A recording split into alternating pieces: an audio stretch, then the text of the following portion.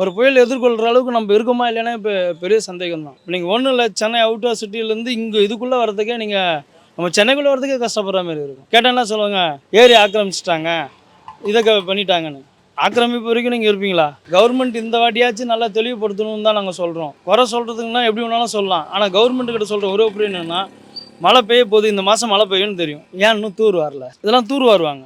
ஒரு ஒரு வருஷத்துக்குமோ இவ்வளோன்னு ஒரு கெப்பாசிட்டி இருக்குது, தூர் வரணும். எந்தெந்த டெட் எண்டில் தண்ணி போலையோ அதை கண்டுபிடிக்கணும். அதுதான் மெயின்.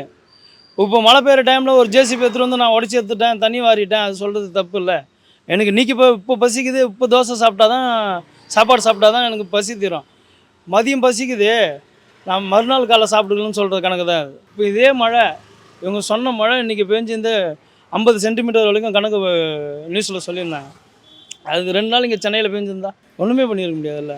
அதுக்கு முன்னாடி அவங்க ஏற்பாடு பண்ணுறது தான் நம்ம தேவைன்னு சொல்கிறோம். எந்த ஒரு கவர்மெண்ட்டும் வந்து நம்ம கவர்மெண்ட்டை நம்மளே குறை சொல்லக்கூடாதுன்னு ஒரு இது இருக்குது. ஆனால் குறை வைக்கிற அளவுக்கு அவங்க இருக்காங்க. அதுதான் மக்கள் வந்து வெறுப்பு உணர்வை தூண்டும். இப்போ இதேமாரி போயிட்டே இருந்துச்சுன்னா எந்த ஒரு ஆட்சியாளரும் இருந்தாலும் சரி, நீங்களன்னா நான் அது மாதிரி தான் போவாங்க, வேற ஆள் தான் எதிர்பார்ப்பாங்க.